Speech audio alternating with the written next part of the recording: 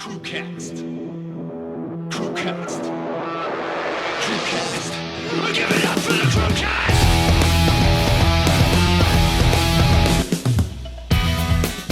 Oh, look at this. Aren't we fancy?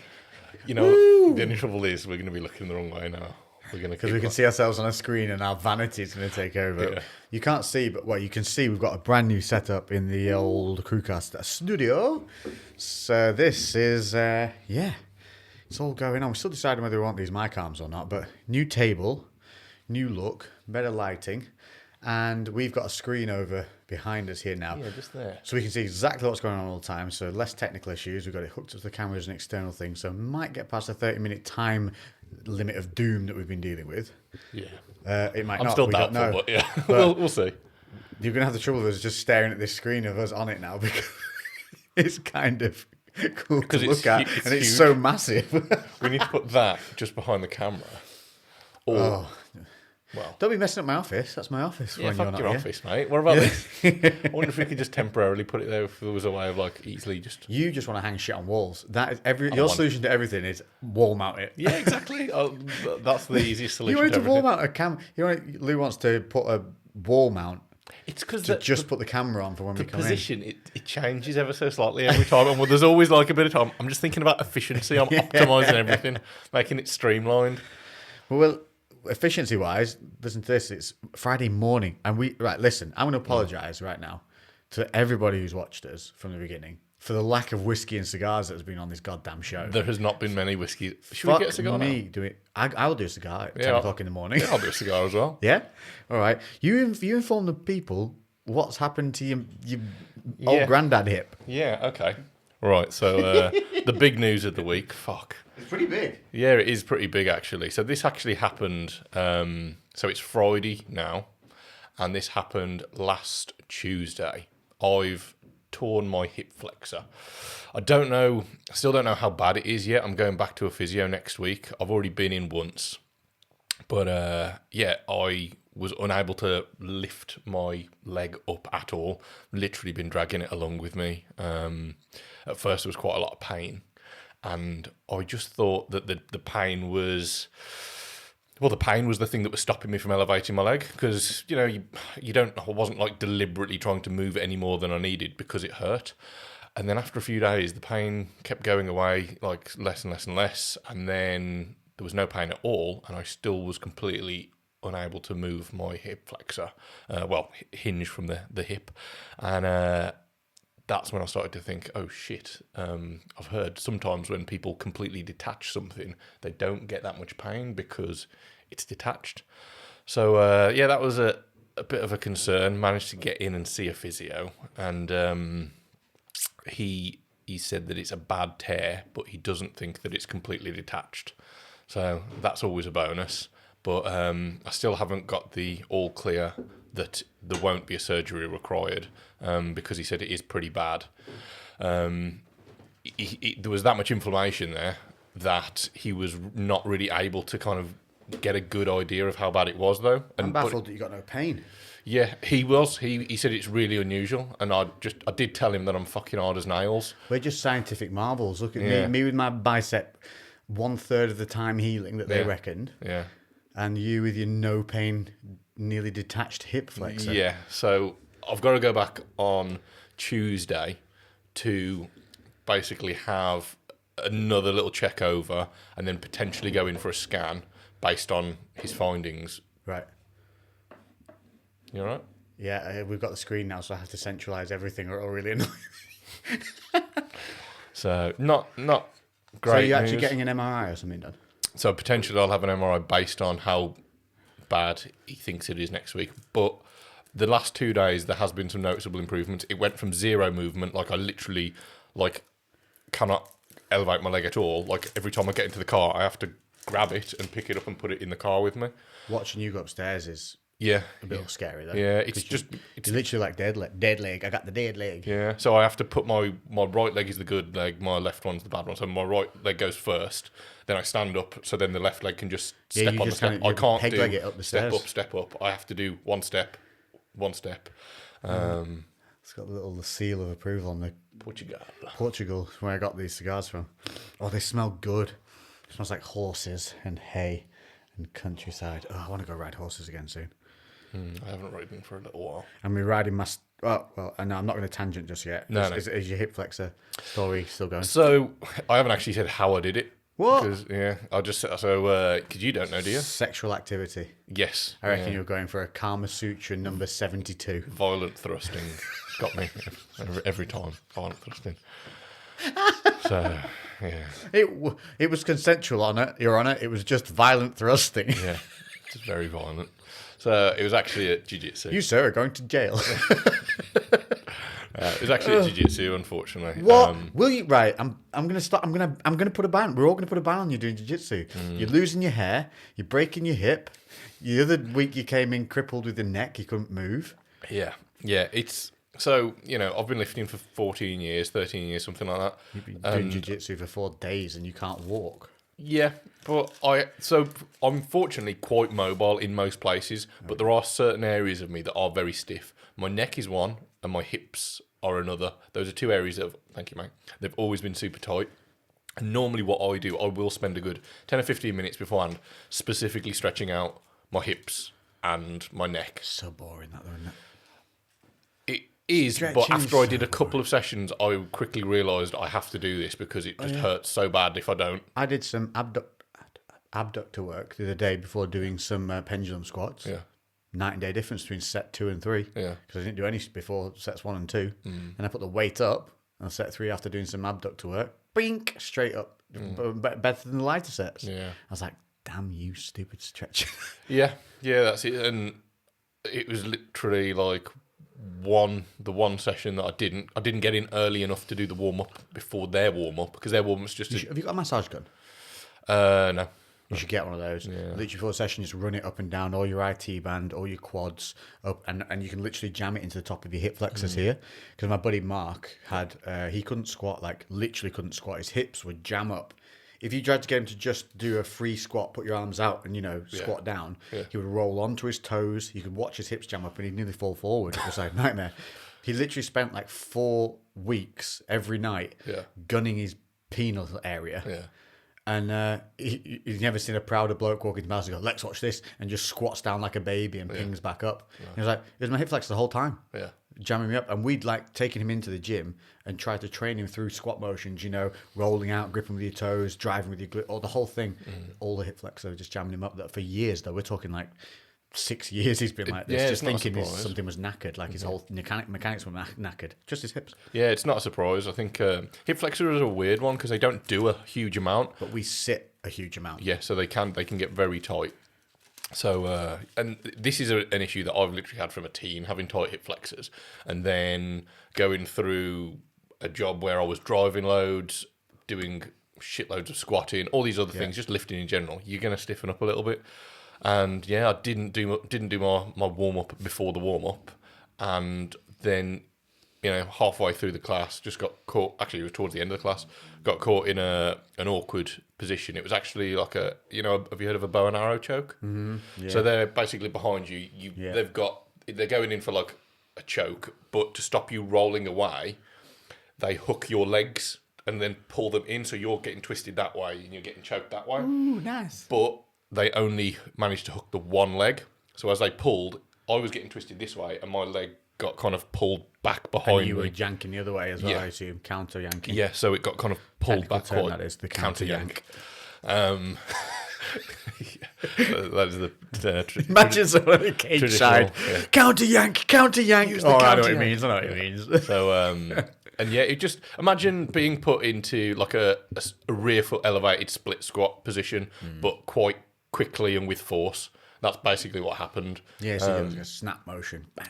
But I felt like a little bit of discomfort. I don't know if it was a pop. I was more focused on the choke. That was the thing that I was concerned about at the time. You ever had any hip issues before? You get up feeling tight and stuff like that after training? I just get tight hips. That never actually caused me an issue with lifting. I wonder if you've just been slowly tearing it over time and then it's gone in that jerky motion. Potentially, but or it could be like my bicep because I popped it down at the bottom. If your bicep tendon's got at the top, that's wear and tear. The bottom bicep tendon, which is the one obviously ripped straight off the bone, that's a singular moment. And I asked the doctors this, a surgeon even. I said, "Is this a build up over time?" He's like, "No, it's a singularity. Like it's a moment of where everything's just in the wrong place for that one split second." Yeah, for me, I feel that I don't know for a fact, but I'm fairly confident that it was like I've never had much joint pain at all. Like I get a little bit of tightness as The everyone moral of the does. story is do your stretching and warm ups before doing dynamic stuff. Yeah, Don't just go out for a run out your front door. Do Yeah. your stretching. Don't just go out and start sprinting up hills. Do your stretching first. yeah, and I have been doing the thing that we always say we shouldn't do and burning the candle at both ends. Like I've been. Oh my Because god! it was literally last week I was saying how much. You literally said that you were fatigued. Yeah. What was happening when I did this? Yeah. I was fatigued. Long week. It was a weekend. I'd had a long week. Minimal sleep. Minimal sleep. Minimal sleep. I swear to God, is the thing, because who else was it who damaged themselves? Oh, the guy on Instagram who we were talking about the other week. Long hair, Chinese. Eugene Tao. Yes, yeah, him. Same thing. Tore his pec. Yeah. First thing he said: fatigued from traveling. Hadn't slept. This is huge. Yeah. It's huge for Yeah. getting these damaged things in. Yeah, I'd been getting probably 5 to 6 hours sleep a night. It's not enough. All like for probably 3 weeks beforehand. Even with your dirt, even with your TRT on the roll, you should be sleeping like a bear. It's time. I just don't have enough hours in the day at the moment. I've literally just been the other day I was like Naps. Yesterday 6:30 in the morning, finished at 9:30 at night. Like that's just Power naps? Can you power nap? no. Hang on, honestly, it's just stupid endless. busy really, and that's not Collagen and I've been trying to keep consistent with my training, so I'm squeezing my training sessions in. I was getting to BJJ like twice a week for like normally about 2 hours a time, getting like 4 lifting sessions in a week for about an hour and a half, 2 hours a time, as well as just being super busy and working on my garden in the spare time. It's Oh just yeah, you've got a like garden as well to do. I there's really just been see that. yeah, there's just been loads going on, and So- it's, normally when I start to like get extremely busy, I'll like mentally start burning out. My body's never been the first thing to give out on me. Yeah. I'll just get to a point where I'm just frazzled and I need to have like a bit of a break. But yeah, apparently, but I don't know whether the TRT was actually helping, because like mentally, even though I've been so busy, I felt very resilient. I felt like, I got super mad in the gym again last night. oh really? Yeah, guess why? Phones, Yeah, texting. yeah, motherfucker on his phone. Every time I look up, this dude, like he came and sat next to me, did one set, give you the perspective, one set of weights that are, like doesn't count as a set. And he's a biggish bloke as well, like doing the same exercises as me. I did 5 sets, intense sets. Yeah. With a heavier weight than I normally use for that lateral raises. I normally use like 10s, but I was in like mood, so I was on like 12 and a halves. Yeah, stepped up to the man weight. Yeah. But like 12 and a half from 10 is a big change on a lateral. Yeah, For the way I do laterals, which is very focused, and I pause at the top and hold and squeeze and all that. And then what I would do is I've started doing this thing now. You know, we talked about getting steps in between your sets. So every time now I walk away for 15 seconds and walk back for 15 seconds, and then my next set appears because I do 30 seconds rest when I'm doing the volume stuff. I did 5 sets in the time it took him to do 1 set and scroll through Instagram. Yeah. I was pissed because he was right fucking next to me, and then he was in my eye line, Yeah. still on the same You, fucking like in the bench. mirror, just looking at him. I couldn't not. But here's the weird thing. So I was finishing up on shoulders on like an angled shoulder press, which is actually really nice now. I've got no shoulder pain. And I had my music on. I'm like going, come on, motherfucker, let's go. Last set, bitch. Because I train 3 body parts. So I'd already done my quads, chest, and I'd already done the previous shoulder exercise. So this is the last set, and I'm in there and like, motherfucker, let's go. Counting my sets. And I'm in the zone at that point. So when I put that thing down, I'm knackered. And the first thing I see in my line is this motherfucker still scrolling on Instagram. I'm like, motherfucker, out loud. I was like, motherfucking bitch. Like, I said it out loud because it pissed me off because he's pulling me out of my zone. And all I can think of is, how fucking shit is it that you can't spend an hour with yourself? Yeah. How much do you dislike yourself to not be able to just be in the moment in the gym and not, every other fucker in there, he was one motherfucker who's in my eye line. I don't know, it winds me up. I want to see a motherfucker working when I put that set down. And like, surely you watch it, and he kept looking at me. It's roid rage. He kept looking at me. roid like, rage. but in the middle of his sets. Oh god, I hate that when people do that, and then So- they're trying, and you get that like split second of eye glance contact. look. It's Yeah, just like, yeah, that glink, the eyeball glink, the glink, glink. I was like, glink, glink. Look at him. Not only can you not concentrate in between your sets, during your set, you're glink, glinking onto me. Yeah. Like, to Jesus, distract man, you even you more. need to sit there and look at yourself in a mirror for 10 minutes every day and learn to be looking at and look with yourself. You're fucking glink, glinking me. I remember, fucking hell, that's just reminded me of something. So this was in my second house when I had a garage set up and had a squat rack in there, and I had so I don't think I've ever. Hang on. Cigar cheers, because we can't do whiskey. Clink, clink, Portuguese cigars. Right, you carry on and we'll light this bad boy up at 10 in the morning. Yeah. So in that first house, garage setup, squat rack, a barbell, probably 200 kilos of plate, some adjustable dumbbells, somewhere to do pull-ups and dips, and that was it. It was brilliant training. That was like Black Country Barbell version 1, pretty much. And we had an old couple that lived next door to us, and eventually they moved, probably because of me. And we got a new neighbour in, and his name was Damien, and he was. Were you at number 665 and he was He at number was the devil. 666? So he kept head tattoos. Oh, you are kidding. Yeah, he went actually full ball. like with so. it. This was probably like 10 years ago. He had like your kind of hairstyle, but it wasn't as long. So shaved on the side, but long beard. But it was just a bit more of an unkept beard. But yeah, head tattoos, fully like used to take loads of gear, but doesn't do anything anymore. And he was. I liked him, even though he was mad. Like he was a bit. He was just a bit bizarre. He was probably one of the oddest people I've ever actually met. He did a lot of. I'm not even going to go into some of these unusual things that he used to do. But anyway, so his pressing was still stupidly strong. Like he was considering he barely was training at this point. His pressing was strong, but his squats weren't too great. But he always was trying to like make sure he kept up with me because he was a bigger guy, and I was still squatting I squatted quite frequently then. So all of my working sets were at least 3 plates plus. And I remember that I swear he used to over exaggerate his level of intensity. Do you know what I mean? Like he was there like overplaying fall over like he was like overplaying the amount of effort. Like he didn't really need to be grunting at that point, but he was still like whilst looking you but there'd be like he do the glink glink. Yeah, so he'd be like looking forward, squatting, and then he'd go like just my glance God. over just to make sure I was watching. This is what's happening in his head. And then as he goes to look at you, he's like, recognize me. approve. Yeah. That's what it is. Because there's no self-confidence, really. There's a lack of self-confidence, I'm telling you. That's why this guy was blinking the other night, because he knew I was looking at him like, you on your fucking phone. Yeah. Like, and next, I had to walk away so many times. It was good because I was getting more steps in, because I had to walk further away to come back. But I was like, how can it be that I'm walking up and hitting set after set? You can see I'm training well. You can see I'm training better than you, but faster.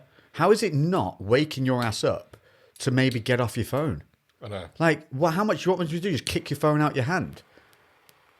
I don't know, man. But the thing is he was kind of jacked.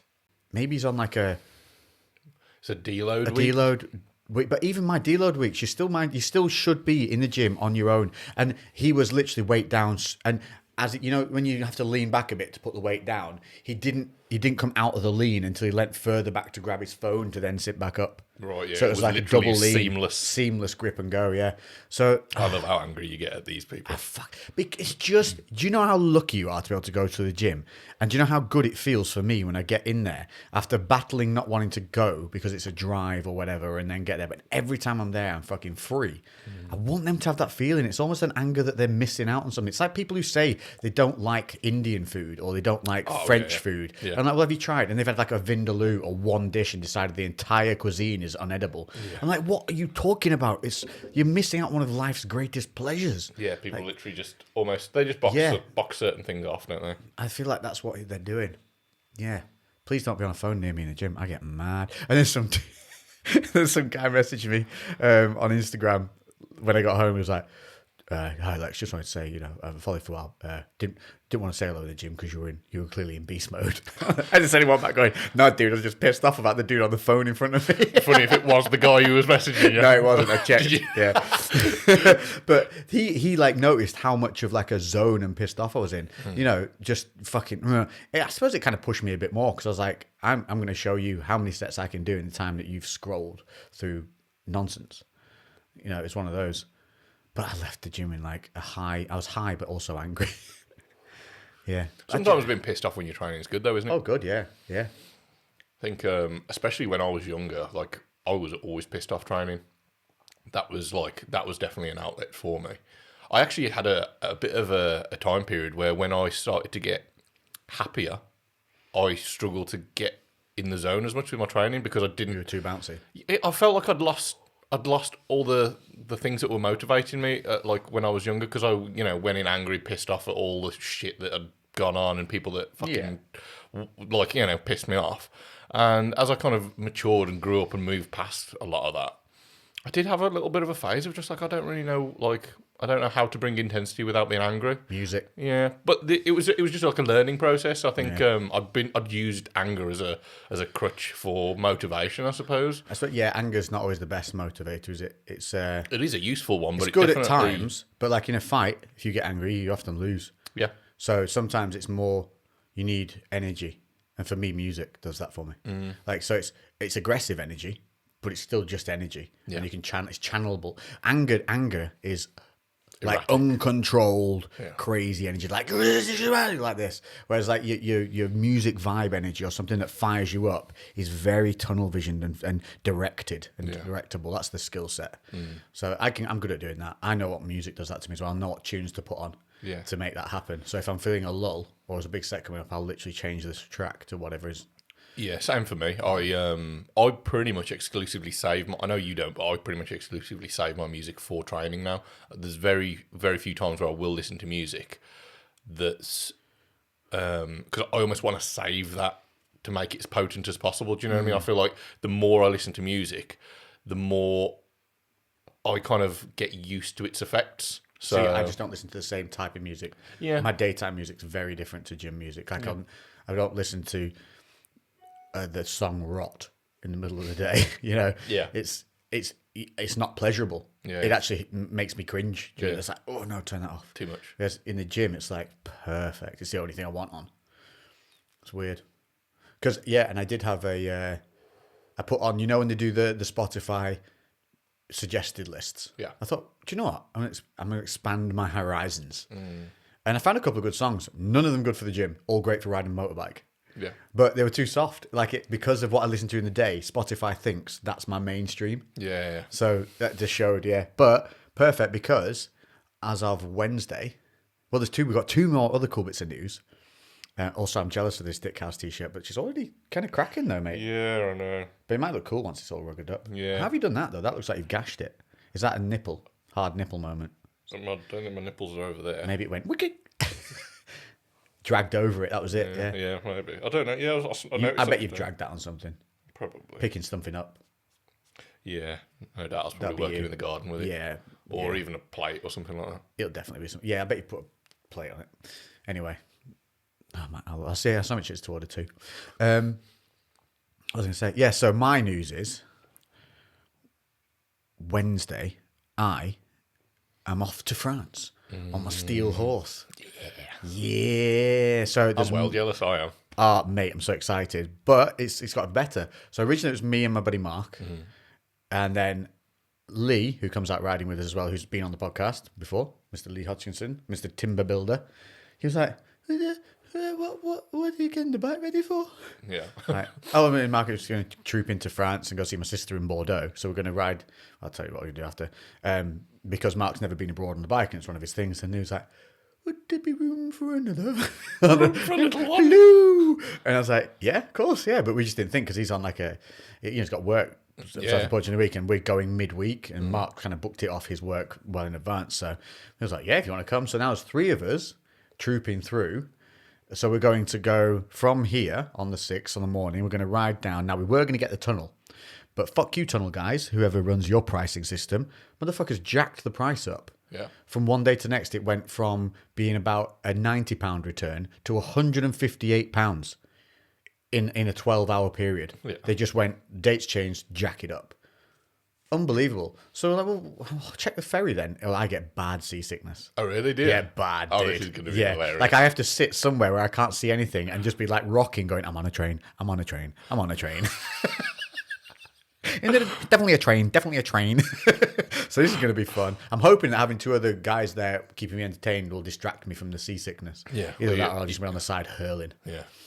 Hurling. And you know your food you get on the ferry is not good. No. It's like chips and gammon. Yeah. Oh, a bit of gammon. I mean, I haven't had gammon in ages. It's never good. Oh, I like gammon if it's done right. Yeah, I had it bad last time I had it, so it's going to put me off for a while. You know, it's super salty. All gammon super salty. Yeah, but like super salty. Oh, right. When it's like almost Like literally unedible. keep you up at night because you're dying of Yeah, like dehydration. you put it in your mouth and your face goes. Yeah. Can I have 3 pounds of water, please? Yeah, so we said, fuck you. And the ferry was 70 quid return. Yeah. £35 each way. So, but what we've done now is, so it's going to take us 4 and a bit hours to ride down just to get to, so you go Probably to, good to stretch your legs a little bit on well, the ferry. that's too. it, you see. So you go to Folkestone anyway to get to Calais through the tunnel. Dover's literally next door. You're talking 15 minutes difference maybe. So, but yeah, it's an hour and a half on the ferry where it's like 40 minutes on the tunnel. But the tunnel, there's nowhere to go. You ride your bikes in, you all park in parallel to one another, and then you just stand by your bike for 40 minutes. There's like usually a toilet that's rancid and someone's shitting it too much and filled it and it's flooding. And then there's a hairdryer in there as well, which was useful when we got on it before when it was like pissing with rain and I had my gloves under the hairdryer trying to, but other than that, it's not very comfortable. And then you're straight back on the bike to then ride again. Whereas on the ferry, you can sit down, you can get a drink. You got an hour and a half to kind of decompress. Yeah. So then we're going to push 4 hours. Some of them have got arcades. I don't know whether the Oh yeah, they do Channel arcade. ones. Yeah. Yeah, they do. Yeah, I've seen those. Yeah, I'm not going in them. I don't I don't like paying £1 a game. You're such a tight ass. No, I just don't like being ripped off. I'm like, this thing's going to kill me. I've got 3 lives for £1. Yeah, I want 5. Yeah, I always used to go on them when I used to go to Ireland. I was always on the 50p a go, I'd ever do. But £1 is too much. It's a family pack of Kit Kats. And anyway, so now what it means is, because we get the hour and a half on the ferry, we're going to ride another 4 hours when we hit France, which means we can get deeper down to get through that northern sector. But what we're doing is we're going down the west coast. So we're going to Mont Saint. Oh, let me tell you this. This city is freaking cool. Now I want you to Google this if you're listening to us. Just give me 2 seconds to find out what the name is called because I know exactly where it is on the map because I have been doing all the Airbnbs because the boys apparently are retarded at it. Lee claimed to never know what Airbnb even was. Well, he knew what it was. He was like, I've never ever used it. Not a clue. Mont Saint Michael. Right? It's this.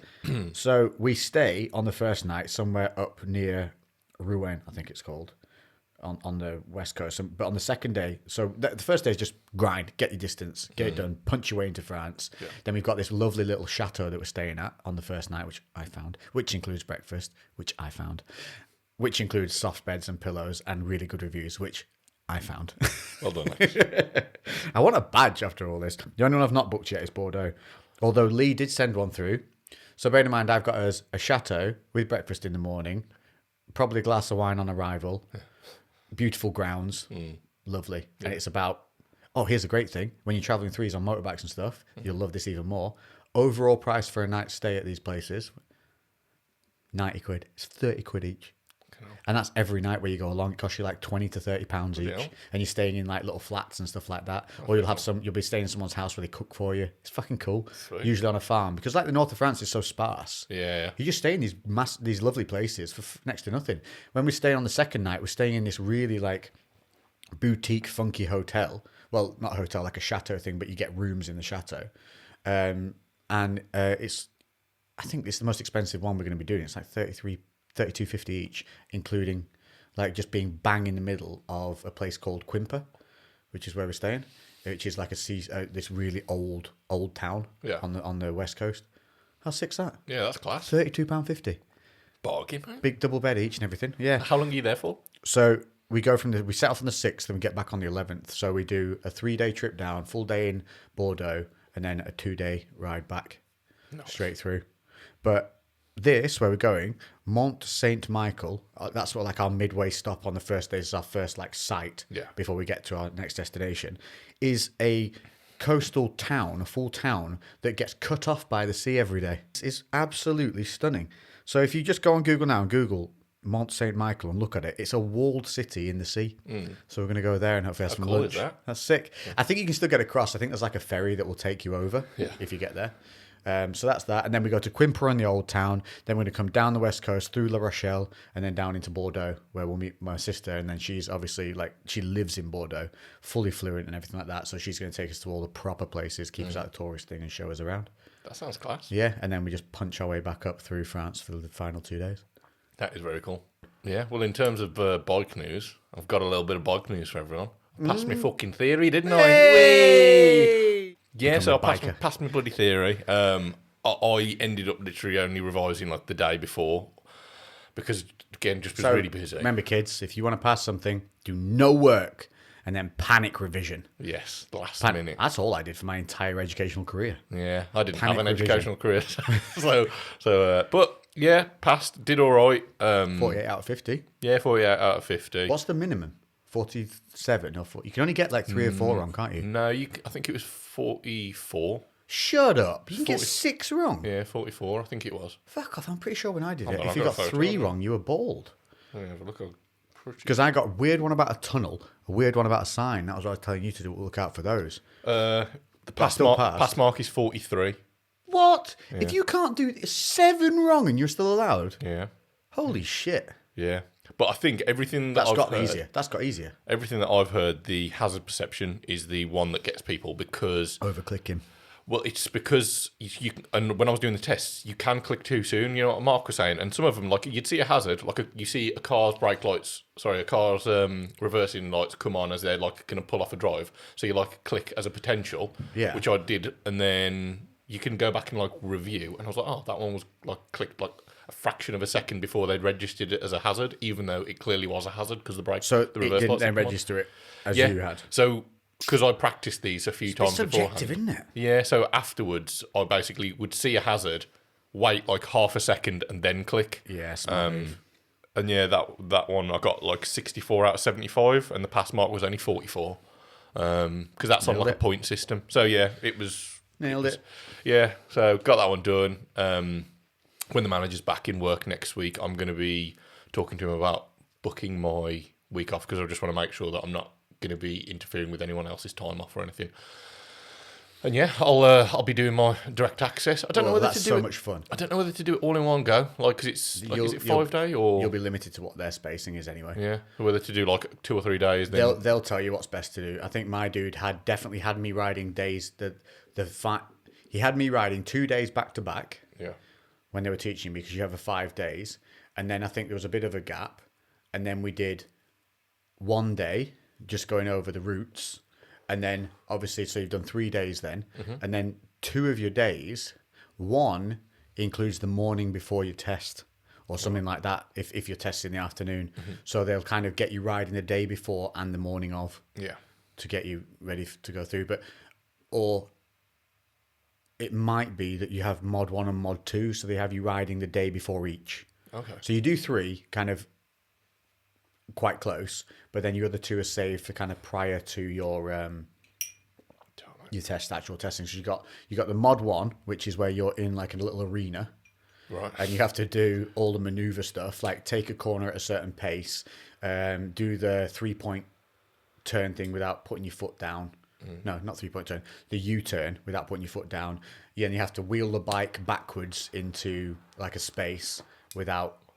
We're doing all your silly checks. Yeah. Basically, everything you do, you just triple check every shoulder all the time. Just make it look like you're doing that check, was like check, that check, was the answer check. to like 50 of the questions was do the lifesaver maneuver. Do the lifesaver maneuver. Lifesaver. And it's true. You're doing it. You do need to do it all the time, and it does. When you use it and the thing is there that it's used for, you're like, oh fuck. Yeah. Imagine if I hadn't.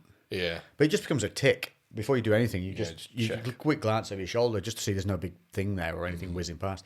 But the big thing with that one is when you go on the safety course thing, so you have to do all your little maneuvers, and it's really grippy surface. It's like a outside tennis court style, like the rubber thing. Yeah. So the bike's really stable on it, even if it's piss wet through. Yeah. So everything's really, there's no worries about that. But they watch you even leaving the test area. And this is where people fail. They don't do shoulder checks whilst pulling out of the test area back to the office. Right. Which can be 8 feet away. Yeah. But they watch you go out the gate still. The test, because then they'll say at the beginning, the test isn't over until I tell you it is now over. Yeah. So you have to, before you leave the gates, do your shoulder checks and shit before you leave. Brakes, stop at the gate, check, then move out and pull it up 3 feet away. So you're just being extra cautious for the entire... Until he says the test is over, shoulder check, shoulder check, shoulder check. Right. Don't go flying anyway. Yeah. So, I'll let you know next week when I've got that booked in, because hopefully I will be able For to. anyone who's got their test coming up, just bear that in mind, because so many people get caught out because they think it's over because they've done all the maneuvers and they just ride out of the test. Yeah, thing. so And they're you can go back to the office now. Yeah, go back. We're going to go back to the office now. And it's literally, the office will be outside of the gate of the test centre, but they'll ride straight through the gate without stopping and checking anything. And it's like, fail. You just basically went through a junction without checking. Sneaky. Yeah. It's a motherfucker. Yeah. And it's naughty, really. I suppose they've got to, like... They want to know that you're actually going to apply it, opposed to just follow the rules while we're here. Yeah. A good instructor will tell you this, though. Yeah. Remind you right before the test. And then your mod 2 is just you go out for a ride. Yeah. And all you have to do on that is make sure you keep distances from cars in front, abide by the speed limit, big one, because it's so easy to not do 30. And then when they tell you to pull over and do something, you don't have to pull over straight away. Yeah. You can literally ride for another 8 miles before you pull over. Yeah. It's your choice when you pull over. Find somewhere safe. Literally find the most clear spot you've ever seen with no cars parked anywhere. Yeah. And then pull over. Because I didn't. And he, luckily, right, I pulled over within like 100 feet, which was silly because I could have kept riding for as long as I wanted. And I pulled over into a space. Luckily, where I stopped was about 10 feet before where there was another car on the other side of the road parked. Yeah. So there was still a gap, but there was a lorry coming the other way. He said if you'd have gone 10 feet further and stopped, I would have had to fail you because that lorry was coming the other way with an obstruction on the other side of the road, which he was going to have to go around, which then would have put you in danger. He said, luckily you stopped just far enough back for that lorry for me to allow it as clearance and it'd be like a minor. But he said just be careful with that. But I had a really nice instructor, like a test guy as well. He wanted people to pass the test. He wasn't there to fuck you. He was like, watch that please. And other than that, he's like, you're good. Okay. It's something to bear in mind. So when they say to do something, you do it in your own time. Yeah. So just make it as easy as fucking possible. Well, I know with your normal driving test, you, like when they're giving you instructions, like your car driving test, to like go a certain route, you don't actually have to, and you won't get marked down for not following. I didn't know that. Following their directions. You don't have to. Are you sure? Yeah. Because isn't that ignoring the instruction or being unable to follow direction? No, you don't have to go that route. I've got a tale for that. I've got 2 tales of things you said. So you talked about the guy doing the glick eye mover, but he was geared up and you weren't. So he was like pushing it. I used to train with a guy regularly in Manchester. Lovely bloke, Craig. Really intelligent. And he had like an Arnold look about, a bit David Lade-esque looking, but blonde. Really, really nice kid. Really intelligent. And I think he's gone on to do really well. I think he lives somewhere like Switzerland now doing kind of like banking and shit. Yeah. He was really mathematically gifted and a good looking bastard. You just never want to bring your girl near him. Like, he's one of those guys. And we were training for a while, and then he was like really getting into it, and he was catching me up quick. I was like, fucking, this is good, pushing me. And then after about 3 months of me fucking dying after all these workouts, motherfucker got on gear. Yeah.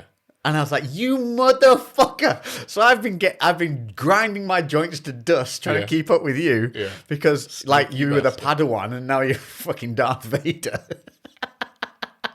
What a bastard. Motherfucker. And then he told me, I was like, son of a bitch. As if he didn't tell you for that long. I know. He started getting vascular legs. Yeah. And I was like, bro, look at your legs. Like, they looked awesome as well. Yeah. I was like, proper jealous.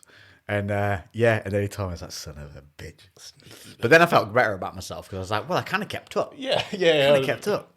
Yeah, it shows you just how much the environment... Other than the crippling arthritis or stuff, when I'm 60. Yeah, just imagine you just trying to keep up, doing Yeah. like a Ronnie Coleman. Wait, buddy! Just in a being wheelchair boned. for the rest of your life. Like 2 inches shorter after every leg session. That's where we've gone wrong, right?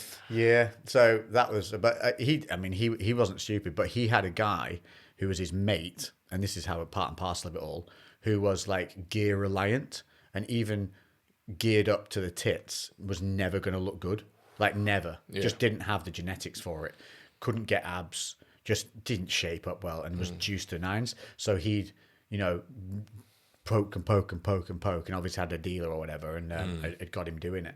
And then probably regretted it because Craig looked fucking amazing within like 3 months. And this dude was trying to compete, and I'm not telling you, mate, this guy was on. I met him; he was on everything. And before I met him, you have like a standard in your head of what you think he's going to look like. And Yeah, when you yeah. see him, you're like, "What the fuck?" Yeah. And he was just like Yeah, completely normal. just looked like a bloke in a dirty bulk. Yeah. And then when just not good. And I was like, that is not worth your health, man. Like, I never said that to him, but like, yeah, you do, you know what I mean? Yeah. But it was a weird when you see somebody and you're like, oh, it's not magic. Oh, it doesn't beat genetics. No, of course He it was on doesn't. growth and everything. Really? Like everything. Wow. To the point where you're just like, how many times are you just like all day, every day, just jabbing yourself with shit? Yeah, I do wonder that when I Tablets, was injections, like everything. 'Cause 4 different compounds. Because obviously doing TRT, like so you're doing daily, I'm doing like twice a week administrations. Yeah. And that, for me, that's like, I don't know, it seems like, it's not a hassle by any means, but fucking hell, when people are taking, because like I'm taking Yeah, but tiny amounts. You say I'm doing daily. Mine's like Yeah, daily micro needle. Like it's teeny wee. It's like insulin needle, so it doesn't even bleed. That must be different to these guys who are they're putting That's big what I mean, green freaking. Have you seen them? Yeah. Like- Some of these big ass Like, needles. it's like with, this. Fuck that. It lets leave a hole in you. Imagine that. No wonder they get cysts and shit Yeah, and as well, just imagine that amount of volume. of oil under this. Yeah, They can't be good. I felt where there's been like a little bit of like a slightly firm. It dissipates after a day or two, but and this See, is but a that's tiny why amount. that's why I like the micro, because Yeah. it's not. I don't think you're building scar tissue or anything with this way. Yeah. And it's so easy. It's so easy. It's not a hassle at all. It's like you make your coffee, dink, and before your coffee's even finished, it's like it doesn't even bleed, nothing. Yeah. So I don't know. I just can't imagine doing that Nah. amount of shit. Surely that's Imagine just like, so. and you must bruise, which means then when you go and sit down or do anything all day, imagine having to do that whilst riding a bike through France. Beep. No thanks. Like that. What are you gonna do? You're just gonna take everything with you and Take one little. Well, it's not everything. It's one little insulin needle. yeah, That's it. fair enough. Super easy. Doesn't need chilling. Doesn't need cooling. No. And bink every day. Easy. Well, if my hip's dodgy, I am going to start taking TB500 Well, we're going to buy that after this and because I want what's you. the I other want one? BP. BPC 157 and TB 500. Yeah. Did you say BP 500? I can't Did remember. you what just it make a Terminator up? is. Yes. The T5000. T5000. What was it? Is it T 100? T500. T100. I don't know. I don't know, but I didn't like him. Yeah. And plus, he's going around looking for a little boy, and nobody questions it. I know. When you watch that back, it's really inappropriate. He has to keep a picture of the little boy. It's a good looking He's a good-looking boy. Do you mind if I keep that? You're like, no, you pedo. Yeah.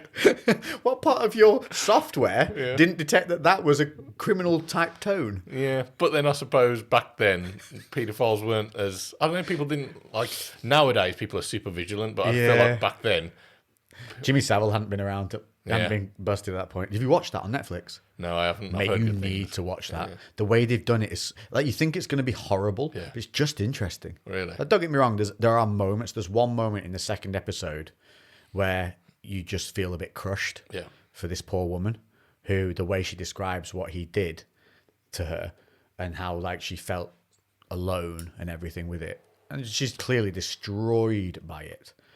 Like she's got a husband and everything, which is nice, and he's aware of everything, but you can see like it haunts her daily. And he just got away with it and died normally. Like nobody stoned him to death. Nobody stabbed him 1,000 times with a small needle. Yeah. Maybe he's come back as a dung beetle. No, probably he needs to come back as a female duck. I don't know, what is that a bad thing? Yeah, they get gang raped. How do they? Yeah, ducks are vicious. Right, I didn't know that. Yeah.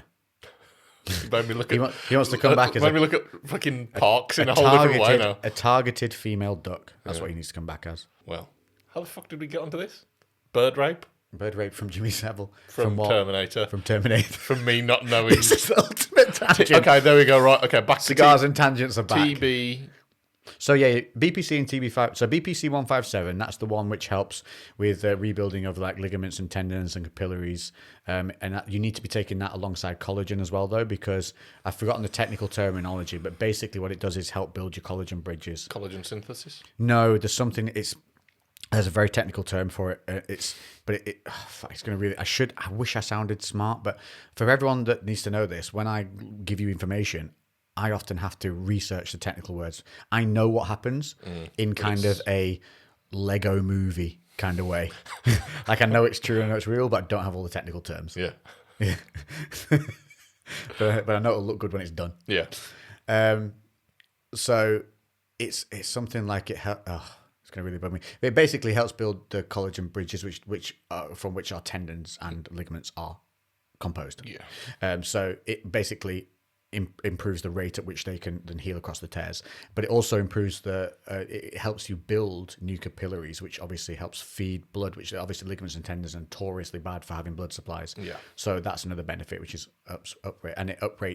it keeps that healing factor uprated for the time that you're on it. But 6 weeks you run BPC for, because then after that it's kind of a point of diminishing return. Yeah. You need to come kind of back off it for like 2 or 3 weeks, and then you can do another round if you want to. Yeah. Which I did on my arm. I did one round and took 3 weeks off, and then did another round whilst I was back into training. Yeah. And then the TB500, that is it works long term. Yeah. So that's what you're putting in now to run long term, to keep everything else healing, anything else that might be damaged in there now. It'll work systemically, which BPC does as well to an extent. They both work systemically, but TB works to help with joint mobility and everything as well. So it makes you more mobile. Right. Actually,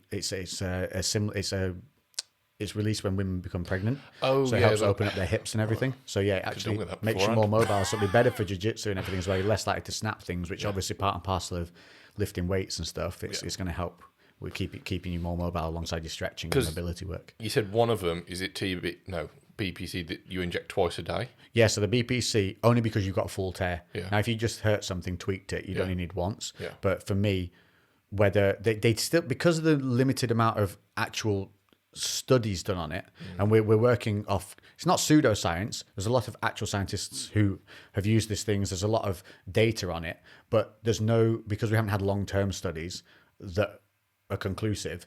It's like the dosages, they know where a minimum is, but they don't know where kind of your maximum threshold really is going to, because person to person we're all so different. So we know that up to twice a day, you're going to definitely improve the amount that you heal. If it requires more healing, like a full tear or something like that, twice a day is going to be a decent level to go for. Some people do it 3 times a day, or dose just higher twice. Oh, I think actually Imran did say you could take it up to 3 times a day. Yeah, so that's the current thinking. But that was the same with TB. But now what they're starting to realize with the TB500 is after the loading phase of like 3 weeks, you can actually pull right back. Yeah. And you only need to, and the loading phase is even reduced. They used to do 5 milligrams every 3 days, which for like 3 weeks, which would double your amount you'd have to buy, which made it really expensive. Now it's 5 milligrams per week, and then drop that after 3 weeks to only 2.5. Okay. And then you're good. And then you run that 2.5 long term, just throughout, and you can actually drop it a little bit lower. I've been talking to a lot of strongmen who run it long term, and people have found that they're running it on around about 2 a week or something like that, 2 milligrams a week, and they've seen the benefits of it. So it seems to be really effective. But that's, you got to be careful though if you're doing anything that's IOC tested or WADA tested, because they have now banned BPC 157 as well as TB 500, which was inevitable because so many fighters and everyone started using it. So obviously they heard about it and went, oh well, we're going to ban that. Yeah, it's a shame really, because it's not performance enhancing. It literally just helps you heal up quicker. But well, you could argue that TB 500 is performance enhancing because of how it allows you to become more mobile and heal, and because you run it long term. Whereas BPC didn't get banned off as quickly as TB because BPC is a short-term thing, which is used just for healing. A bit like, I assume they would have rated it a bit like cortisol, I don't know if, and cortisol's not illegal in some things, is it? You can, Yeah. So, but because it's not a long-term usable, I don't know. Yeah, I don't know. You could. The thing is, it's so don't know what fucking their standards slippery, are. isn't it? You just like, well, Because then you'd say that- creatine but you could improves s- performance. They tried whatever. to ban creatine in the UK. Did you see that? Like Yeah. about 8 years or 9 years ago, they tried banning creatine. Everyone's like, "Fuck off." Yeah. They managed to ban hawthornberry. Well, yeah, they couldn't ban it, but what they did was, if you wanted to sell hawthornberry, which bearing in mind it was a great natural product for helping reduce prostate cancer and lowering blood pressure, so old people were taking it. So then what they did was, they couldn't ban it. So what they did was, any shop that wanted to sell hawthornberry and a couple of other things they wanted to get banned off, they charged them a £50,000 license to be able to sell them, knowing full well that no shop's going to pay that because they're not making £50,000 worth of hawthornberry sales. Yeah. Fuck's sake. Cunts. Yeah. So For what purpose? Old people were taking that shit Yeah. to lower blood pressure. Tell you what purpose? Pharmaceuticals. So you had to go and get your blood pressure pills instead of hawthornberry. yeah, probably. It was because that's what loads of people were, like hundreds of thousands of people were using it for that purpose. Cunts. Yeah. So yeah, there we go. So yeah, we'll order that now because I had mystic Lex. Yeah. Literally mystical. Yeah. Saying, just hold on a minute. We'll just wait because normally they put a sale on. Literally the next day, 20% sale. Yeah, kaboom. I felt it. Yeah, you could feel it. Feel it. Feel it in your giblets. Yeah. So if you are ordering peptides, never order them at full price. But there are 2 websites in the UK which are really, really good and well, I'm not going to say really, really good because that's just my, but seem to be well researched, well well respected, and it's Peptides UK, Yeah. and then UK Peptides. One has a red banner, one has a blue banner, and they're the UK based ones, and they are all over Reddit answering questions all the time, which is always a good sign. Yeah. And people have done blood work with their stuff and posted results saying, yeah, this is legit. I've had my blood work done. And anybody who's had their blood work done and nothing's happened, they've always been like, it's impossible for us to monitor every single item. We order all from the same distributor, trusted, but some items may get, maybe not Damaged in packaged in transit transit properly and might be exposed.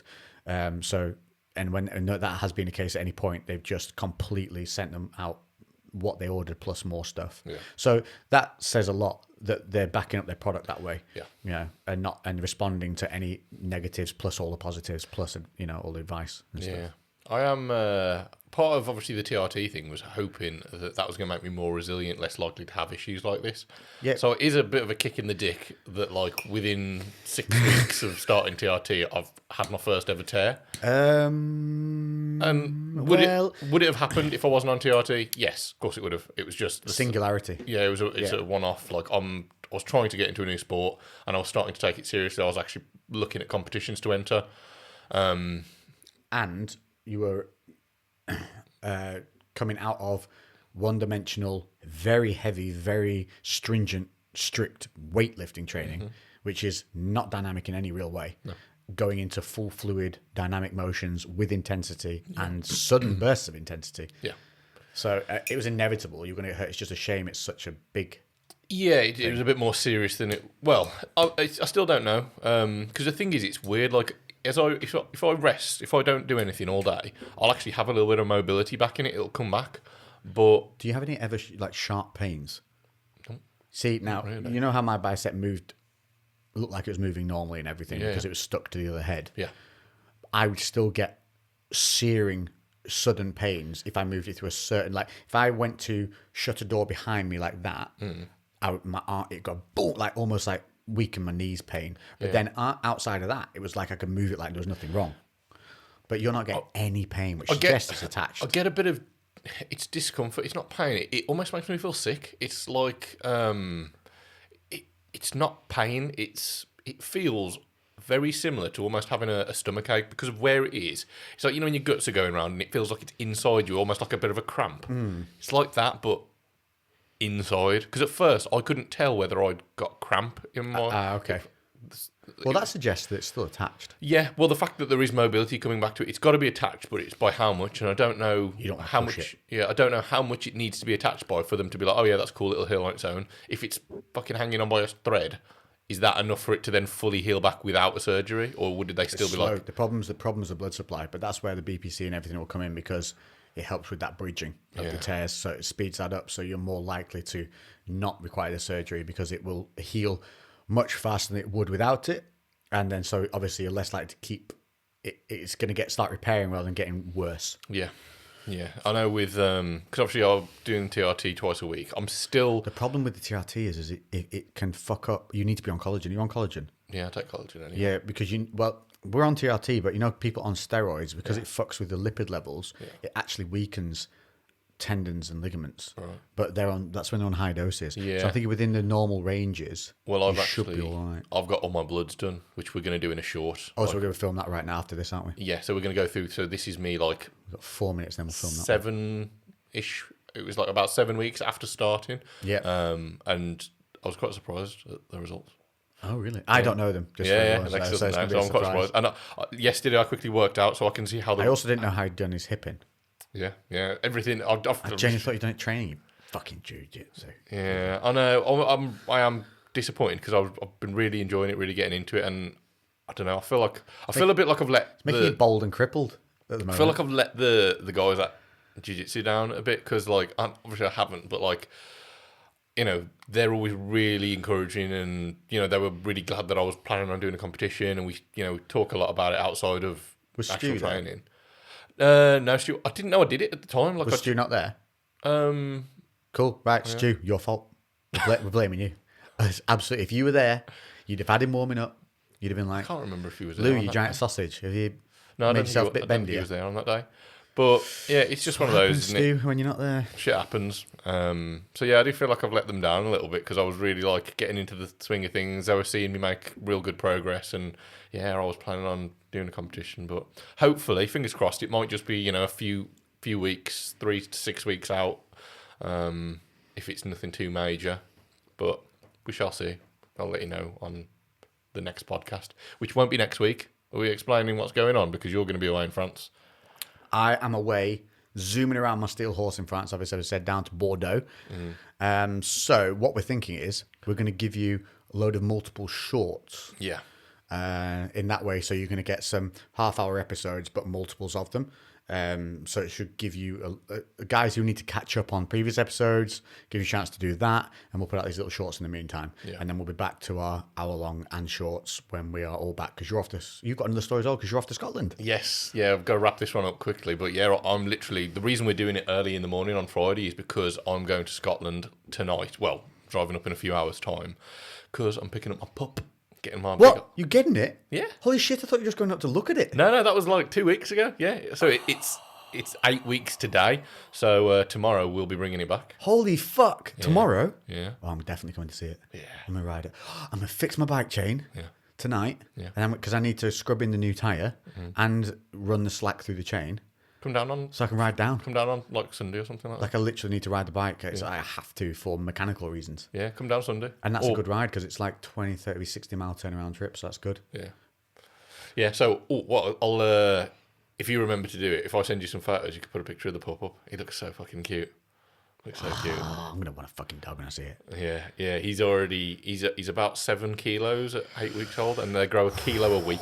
What are you gonna do though, like with a pup and work? You gonna take it into the gym? Emma works from home, so she works from home. Gotta be a gym dog. Surely you gotta have the gym. He dog. will be coming in. Not going to be all the time, but he will be coming in. You need him as the gym mascot. Oh yeah, because he will be the most jacked thing Yeah, in imagine the building. Imagine a picture of him on that red carpet. Yeah. You need to get him in and do a picture a week. Yeah. On the same spot. You know when you hold them up by the paws. Yeah. With the red carpet behind you and the logo, and then just do the same picture every week, once a week. Yeah. And you'll have the time, and people fucking love that shit. So we're going to wrap it up because we are going to commit to keeping these shorter for you guys, like we said. So this will be your last main one for just 1 week, but you'll have a load of shorts coming your way. We're going to film the TRT, lose bloodwork TRT right now as well. So we've got another tune in for that one. TRT kind of ish talk that'll be coming up as well next week too. It's the what we would. Where our boundaries are now. Now we're big geary bastards. Yeah.